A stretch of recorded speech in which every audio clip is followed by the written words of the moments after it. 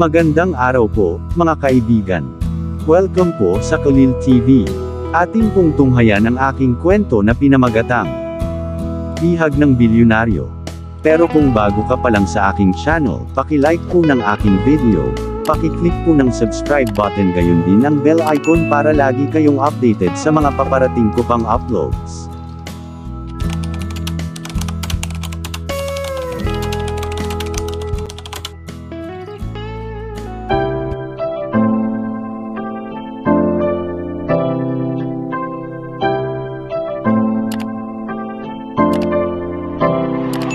Kalil TV.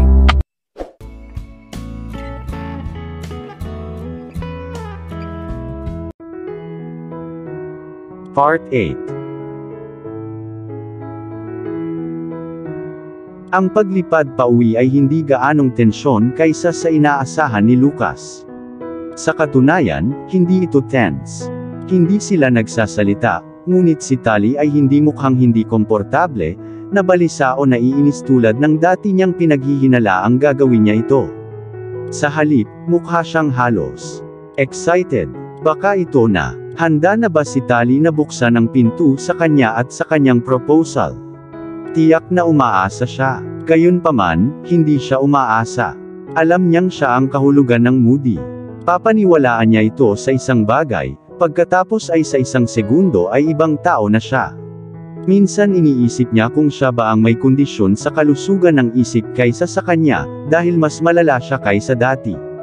Gayunpaman, ang pananabik na nagmula sa kanya noong nasa himpapawid sila, ay walang halaga kumpara noong sila ay tuluyang nakarating.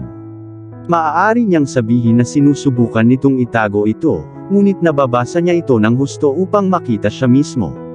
Pagkatapos ay naalala niya ang isang napakahalaga at lohikal na paliwanag sa kanyang pag-uugali. Naisip lang niya noong kinokolekta niya ang kanilang mga bagahe, na nangako siya sa kanya 3 araw na ang nakakaraan na maaari niyang imaneho ang kanyang sasakyan kapag nakabalik na sila. Iyon ba ang dahilan ng kanyang excitement? Maaaring. Tiyak na ipapaliwanag nito ang lahat. Gusto mo pa bang umikot palabas ng kotse ko? Ibibigay ko ito sa iyo kapag nakalabas na tayo sa lugar ng bayan, anito habang tinutulungan siyang bumaba ng hagdan. Tumaas ang kilay niya at nag-oo ang bibig niya dito, at halata sa kanya na hindi man lang niya maalala. So, ano ang ikinatuwa niya? Out of town pa naman, bulong niya sa sarili, pero malinaw niyang narinig.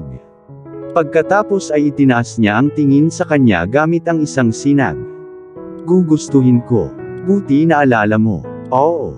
Tinawag niya ang sasakyan sa bakanteng air terminal. Muli, hiniling niya na ang lugar ay malinis ng lahat ng mga tao at mga mata na namamalagi. Hindi tulad ng Negros Occidental, ang balita sa Manila tungkol sa mga nawawalang tao ay malamang na may broadcast o hindi bababa sa kumalat sa Batangas kung nasaan sila. Ito ay isang mataas na posibilidad. Kaya naman, hindi niya maaaring ipagsapalaran si Tali na makita ng sinuman. Lalo siyang naging maingat sa kanya. Katulad ng mga nakaraang araw, mabilis siyang tumakbo sa bayan, nakatanggap ng mataas na tili at nasa sabik na hiyaw mula kay Tali sa proseso. Paminsan-minsan ay sumulyap siya sa kanya, at ang kanyang mga mata ay palaging dilat at maliwanag, kasama ang kanyang pang-ibabang labi sa pagitan ng kanyang mga ngipin at ang kanyang mga daliri ay nakakapit sa upuan. Halos madismaya siya nang makita ang kalsadang patungo sa kanyang bahay na may 2 milya ang layo. Ito ay isang tuwid na kahabaan hanggang sa mansyon, kaya napabilis ni Tali ang lahat ng gusto niya. Huminto siya sa Lonely Junction habang nakangisi sa kanya. Ang paraan ng pagsusuri ni Tali sa kanyang kapaligiran ay nagsabi sa kanya na naaalala niya ng husto ang lugar. Handa na. Ibinigay nito sa kanya ang mga susi, na malugod nitong tinanggap na may sariling ngiti. Hindi mo rin malalaman, maayos na sagot niya, na malinaw sa kanya ang double meaning. Nagpalit sila ng pwesto sa loob ng ilang segundo, at sa sandaling matapos ipaliwanag ni Lucas ang mekaniko ng sasakyan, umalis na siya. Ang pagmamadali na naramdaman niya ay halos magdadalawang isip sa kung ano ang binabalak niyang gawin halos. Hindi niya inalis ang kanyang mga paa mula sa pedal ng gas, kahit na tumatakbo siya sa 100 miles per hour. Ang alikabok mula sa kalsada ay halos mabulag, na nagpapikit ng kanyang mga mata habang binibilisan niya ang maghapon. Gayunpaman, nagmamadaling hindi niya maipaliwanag. Nagustuhan niya ito, at tiyak na gagawin niya itong muli. Wow! Take it easy tigre, sigaw ni Lucas sa umaatungal na makina. Siya ay nagpapasalamat sa kanyang kahilingan, ngunit lamang dahil siya ay malapit sa kanyang nais na huminto. Hinayaan niyang humina ang kotse hanggang 40 miles per hour nang makita ang tanawin. Halos 1 milya lang ang layo nila sa bahay ni Lucas, kaya hindi niya maintindihan kung bakit bumabagal ang takbo nito. Merong problema? Tanong niya habang hinihila siya. Isang inosenteng ngiti ang isinalubong niya rito habang tinatanggal niya ang kanyang seatbelt. Hindi, gusto ko lang ng picture dito. Tumingin si Lucas sa kanyang bintana upang matukoy kung nasaan sila, at napansin niyang nasa isang bangin sila. Sa kabilang bahagi ng kalsada, ang malawak na dagat ay pinakakamanghamanghang tingnan, kaya naiintindihan niya kung bakit gusto niya ng isang picture. Naalala niya na sa kanyang Instagram, palagi siyang kumukuha ng maraming pictures sa iba't ibang magagandang lugar. Hindi niya inaasahan na titigil ang ugali. Ito ay isang magandang senyales sa kanya. Nagiging dati na naman siya.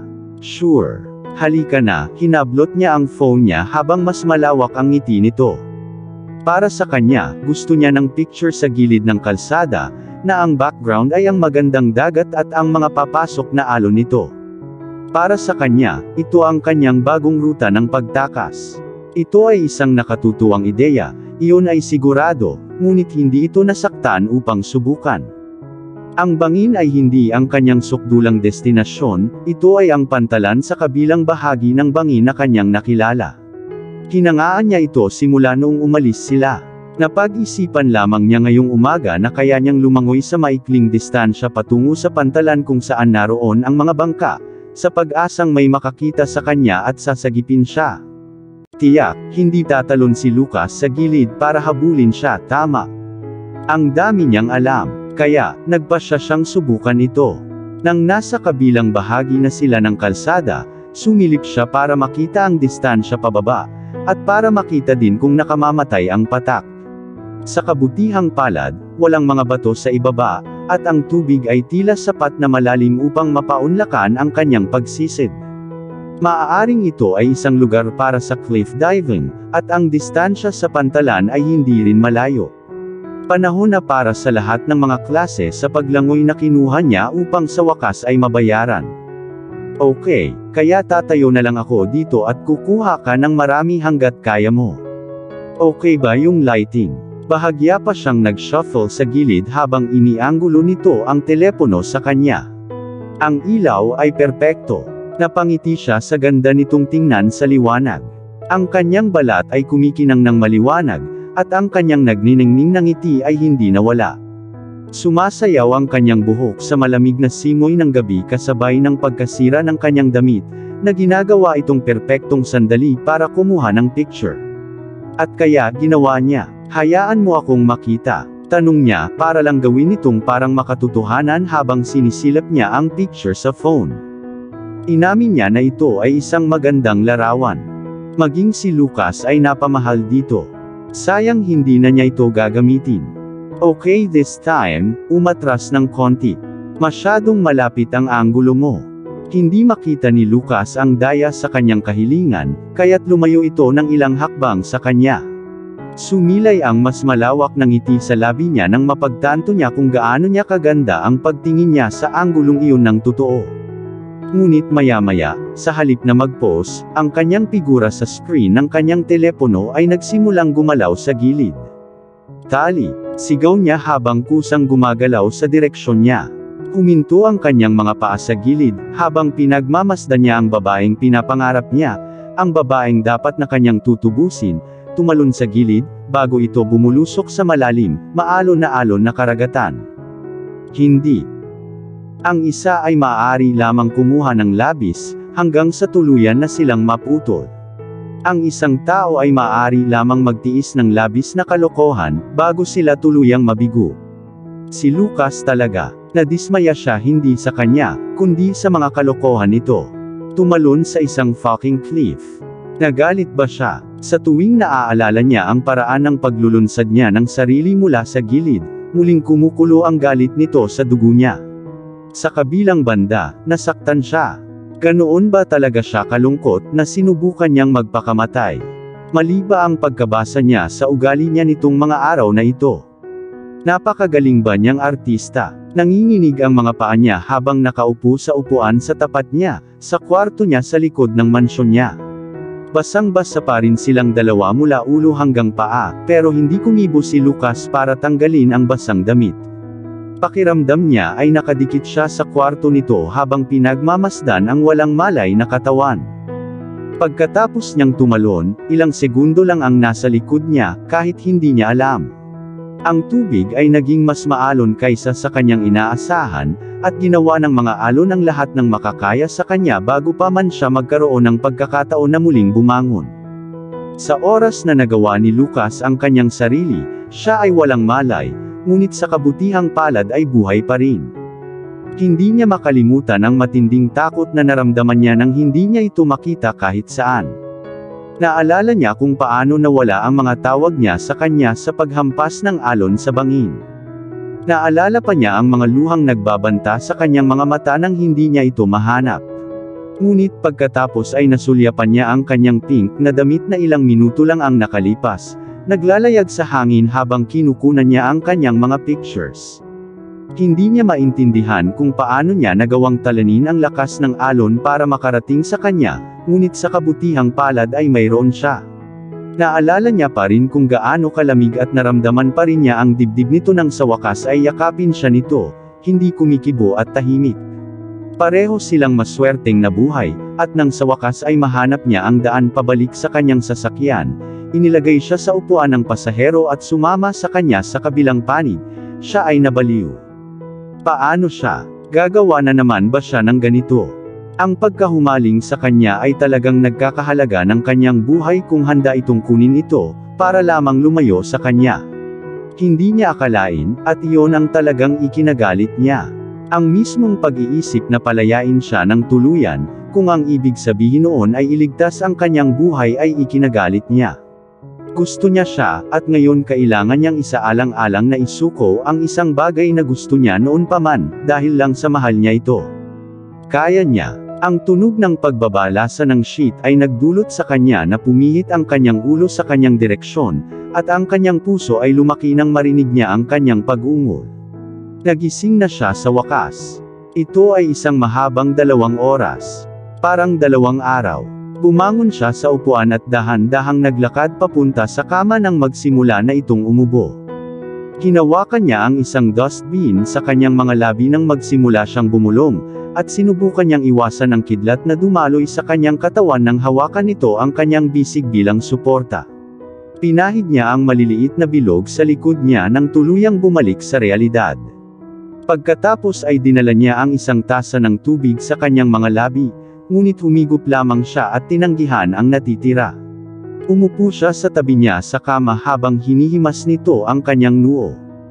Gaya ng dati, nabawasan ang galit nito sa kanya nang marinig niya ang boses nito, ngunit hindi ibig sabihin noon ay hindi pa rin siya nagagalit. Sinubukan mong magpakamatay, malinaw niyang sabi. Walang mga pagpapakilala, walang mga tanong ng pagmamalasakit. Dumiretso siya para dito. Nagsalubong ang mga kilay ni Tali sa pagkalito nang sa wakas ay nakatuon ang mga mata sa kanya. Pinilit niyang alalahanin ang mga pangyayaring naging dahilan ng kanyang basang damit, ang malamig na mga mata ni Lucas at ang kanyang pumipintig na ulo. Naalala niyang umalis siya sa hotel kaninang umaga sa Negros Occidental. Naalala niya nang sila ay lumapag, at kung paano niya pinaandar ang kanyang sasakyan ng napakasaya. At naalala niya, agad namang nanlaki ang mga mata niya nang ma-realize niyang hindi siya patay. Ikaw, iniligtas mo ako. Talagang nagpapasalamat siya, kahit na may bahid ng pagkabigo ang nagbabanta sa kanya nang malaman niyang nabigo ang kanyang plano. Gayunpaman, hindi ba may maliit na bahagi sa kanya na umaasa na mangyayari iyon? Ang isang malaking bahagi ng kanyang nakakabaliw na desisyon na tumalon mula sa bangin na iyon ay dahil nakilala niya ang kanyang nararamdaman para kay Lucas, at natakot kung paano siya magpapatuloy sa kanila. Gusto niyang makatakas para hindi siya tuluyang yumuko sa hiniling nito simula pa lang sa unang araw na nagising siya sa silid na ito. Ang pagmamahal niya, ayaw niyang ibigay ito sa kanya, ngunit hindi niya sinubukan. At natakot siya. Ngayong alam niyang muntik na siyang mamatay, napagtanto niya kung gaano katanga ang ideyang iyon. Ngunit ang tono ng boses nito at ang apoy ng mga mata nito nang sumagot ito ay ikinagulat niya. Hindi niya namalaya na ganoon na pala siya kagalit.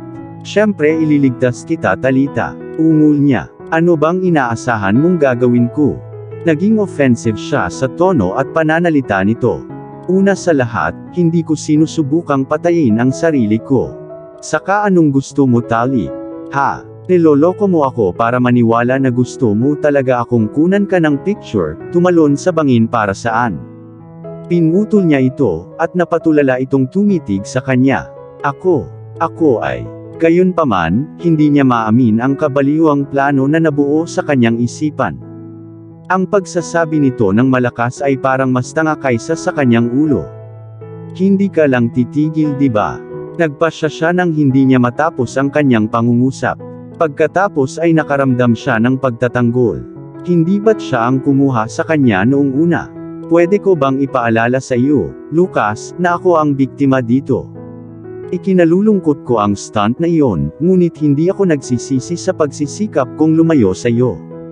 Habang sinasabi niya ang mga salita, ang kanyang puso ay umiyak ng kabaligtaran. Bakit hindi napagtanto ng kanyang hangal na puso na siya ay isang masamang tao?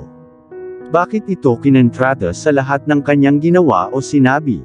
Aalis na ako kasi ayokong may sasabihin ako na pagsisisihan ko sa huli, aniya habang tumatayo, his anger 100 perfect back.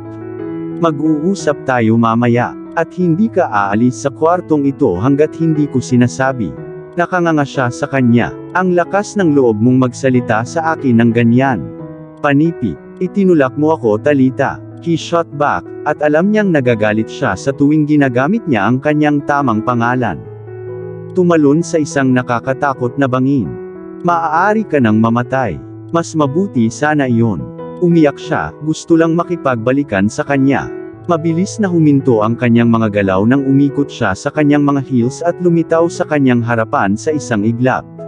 Nakakasakit ng damdamin ang paraan ng pakikipag-usap nito sa kanya. Hindi niya ito nagustuhan o pinahahalagahan. Gayunpaman, ang sakit sa kanyang mukha nang ang mga salitang binitawan sa kanyang bibig ay hindi lubos na nagpagaan sa kanyang pakiramdam. Ano, ungol niya na may nakatagong banta sa boses, pinangahasan siyang ulitin. Ngunit sa kabila ng katotohanang hindi niya gusto ang pananakit sa galit pa rin itong mukha, hinahamon siya nito, at ayaw niyang umatras sa isang hamon. Mas maganda sana, napangiti siya, tugma ng matindi niyang titig. Sa katunayan, nasaktan siya at ang mas malaking pagkahulog sa kanyang mukha ay hindi niya napansin. Hindi mo iyon sinasadya. Pinilit niyang kumbonsihin ang sarili kaysa sa kanya, ngunit hindi niya makita sa likod ng mga brown na mata nito kung nakikita niya iyon, dahil bantayan ang mga ito. Oo Lucas, sambit niya, ang pangalan nito ay tumutulong mula sa kanyang dila na parang kamandag. Mahahanap ako, at kapag nagawa nila, personal kong panuurin ang paglalagay nila sa iyo sa isang selda ng kulungan kung saan gugulin mo ang natitirang bahagi ng iyong buhay mag-isa. Itinuwid niya ang kanyang likod at nag-sketch ng scowl sa kanyang mukha na makakatakot sa sinumang halimaw. Sa tingin mo ang pagpapasaya sa akin ng mamahaling regalo at pagkukulong sa napakalaking bahay na ito ay magpapasaya sa akin? Panipi, mas nasaktan siya nito kaysa sa naiisip niya o ng sinuman, dahil ang mga salita ay mas malalim kaysa sa inaasahan niya. Ang kanyang nag-aapoy na dila ay hindi bumibitaw, at hindi na niya ito sinubukang paamuin. Siguro ito ang talagang kailangan niya para sa isang paghahayag. Naging close tayo minsan, Tali. Kaya nating.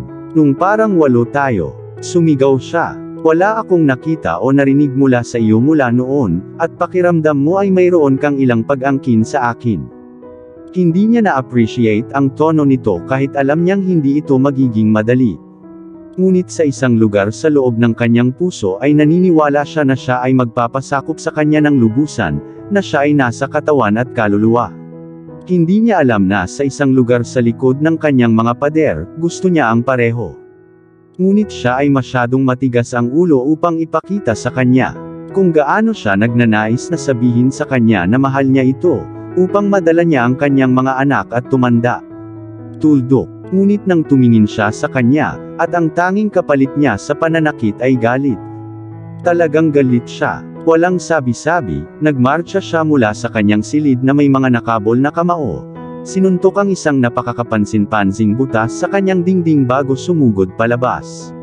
Napasinghap siya sa gulat sa indent sa kanyang puting dingding na ngayon ay pininturahan ng pulang-pula na kulay ng dugo ni Lucas. Masama ang pakiramdam ni Tali. Siyempre ginawa niya. Si Tali ay hindi kailanman naging babae para sa puot o mapuot na mga salita, ngunit ano pang reaksyon ang maaari mong ibigay sa isang lalaking nagnakaw sa iyo mula sa iyong tahanan, pamilya at buhay? At para lalong lumala, nakahanap pa ba ng paraan sa puso niya? Iyon ay hindi niya kasalanan, ngayon ay ito, ang kanyang hindi malay na inakusahan, halatang nasa gilid ng kanyang puso. Napaungol siya, puot na sa kabila ng lahat, hindi niya maiwasang isipin ang matamis na 9 na taong gulang sa summer camp na pumutol sa kanyang tuhod at umiyak para sa kanyang tulong. Tinulungan niya siya sa kanyang tuhod, at naging besties sila ng summer camp. Naalala pa ni Tali ang kakaibang ngiti sa mukha nito nang pagandahin niya ang kanyang mod. Tuldok. At kahit na walang ibang nakakaalam, ang mismong hitsura ng pasasalamat na iyon ang nagbunsod sa kanya na mag-aral ng medisina. Gusto niyang makita ang ngiti na iyon sa mukha ng bawat pasyente kapag napabuti niya silang lahat, alam niyang iyon ang pinakaunang ngiti na nagpabago sa kanyang buong mundo. Ito rin ang mismong Lucas na humihila sa kanyang puso araw-araw. Isinulat niya sa kanyang log na siya ay namatay, ngunit alam niyang hindi siya namatay. Nandoon siya, dahil sa tuwing hihilingin niya ang kanyang pagsunod, nakikita niya ang munting si Lucas na humingi ng tulong sa kanya noong araw na iyon. Ang kanyang Lucas. Napabuntong hininga, tinitigan niya ang butas sa dingding habang ang isipan ay naglalaro sa kanya. Dapat ay dumiretso na lang siya sa kama at hinayaan silang dalawa na magpalamon sa sariling emosyon. Ngunit hindi niya maalis ang katotohanan na gusto niyang tulungan ang kamay nito. Kung hindi maasikaso ng maayos, maaari siyang magkaroon ng impeksyon. Nakagat niya ang labi habang ini-imagine ang ginagawa nito sa sandaling iyon. Inalagaan ba niya ito ng maayos? Inaalagaan pa ba niya ito? Siya ay hindi kailanman lumabas ng kanyang silid ng mag-isa, at napagtanto niya na si Lucas ay galit na galit para maalala na isarado ang kanyang pinto sa paraang alam niya ang daan patungo sa labasan, ngunit natagpuan niya ang kanyang sarili na naglalakad sa pasilyo patungo sa kanyang silid, sa halip na sinusubukang gumawa ng malinaw na pagtakbo para dito. Iyon ang unang pagkakataon na napunta siya sa kanyang silid, at pakiramdam niya ay hindi ito ang huli niya. Kumatok siya ng mariin sa pintuan nito, ngunit sinundan iyon ng katahimikan. Kinuha niya ang pagkakataon at itinulak ito, na sinalubong ng kawalan. Kung inaakala niyang malaki ang kwarto niya, malaki ang kwarto niya. Ito ay maaaring magkasya sa kanyang kapatid na babae at sa kanyang mga magulang na silid sa isang likod ng bahay. Ito ang regular na disenyo para sa kwarto ng isang lalaki. Medyo hubad na mga dingding, nakakainip na mga kulay at hindi nalipat ang mga kasangkapan. Katulad ng sa kanya, nakilala rin niya ang ilang magkadugtong na pinto sa kwarto nito. Marahil ay nasa banyo siya, naisip niya habang dahan-dahang naglakad patungo sa ensuite bathroom na kamukang kamukha niya. Tunay ngang nandoon siya, nakaupo sa inidoro habang nasa kamay ang ulo at tumutulo ang dugo sa jeans niya. Parang naramdaman ang presensya niya. Mabilis na uminit ang ulo ni Lucas at dumapo ang mga mata niya sa magandang dalagang nakatayo sa pintuan ng banyo nito. Sumeryoso ang mukha niya sa pagkalito, dahil hindi niya maintindihan kung bakit siya naroon. Pero sa kabila ng katotohanan, gumaan ang loob niya. Nasa kwarto niya talaga. Nagulat at nagpakalma sa kanya kaagad. Ipakita mo sa akin ang iyong kamay, matigas na utos niya. Gusto pa ring ipakita ang kanyang dating mood sa kabila ng umiiyak niyang puso. Sandali siyang natigilan, ngunit nang maalala niyang dumudugo ang kanyang kamay ay walang pagdadalawang isip niyang itinulak iyon sa kanya. Pinagmamasdan niya ito habang pinagmamasdan ito ng mabuti na may bahagyang pagkunot ng noo sa mukha, at napuno ng pag-asa ang puso niya sa pag-iisip na medyo may malasakit ito sa kanya, na hindi siya napupuot sa kanya gaya ng iminungkahing niya. Ngunit sa mga pagtatangka na panatilihin itong kalmado, itinikom na lamang niya ang kanyang bibig. "That was stupid of you," bulong niya habang bahagyang pinupunasan ang lugar gamit ang basang tela. "I'm sorry," maingat na sagot nito na ayaw siyang gulatin. Saan napunta ang galit nito sa kanya? Gusto niyang malaman. Pero sa isip niya, progress na ito at ayaw na niyang bumalik sa square one. Tumigil siya, nang marinig ang sinseridad sa boses nito at itinuon niya ang mga mata sa kanya. May ginawa ito sa kanya at nakita niya yon. Baka magaling talaga siyang itago ang totoong nararamdaman niya. Yun ba yon? Pero hindi siya naglakas loob na magtanong. Gumawa lang siya ng mental note para pag-aralan itong mabuti. Tahimik, pinunasan ni Tali ang dugo sa bukas niyang sugat. Namangha siya sa pagiging maamo nito, at hindi niya maiwasang magtaka kung ganito ba siya kaamo sa kama. Kung ang mga halik niya ay kasing lambot ng dulo ng daliri niya. Kung sakaling maramdaman niya ang lahat sa kanya, ang kanyang mga kamay na umaalis sa kanya ay nagpabalik sa kanya sa realidad, at nakita niyang wala na ang lahat ng dugo. "I need dressing and a bandage," sabi niya habang binubuksan ang cabinet niya sa likod ng salamin. Masyado siyang namuhunan sa panunood at pangangarap tungkol sa kanya upang mapagtanto na papasok siya sa kanyang cabinet, at hindi niya napansin ang pagkakamali hanggang sa huli na ang lahat. Lucas, what on earth is this? At dito na po, nagtatapos ang part 8 ng ating kwento. Sabay-sabay po natin abangan ang susunod na kabanata. Paki-support rin po ng mga kwentong pag-ibig ni Dion Channel TV at Deborah Stories, ang aming munting channel. Maraming salamat po. God bless and stay safe.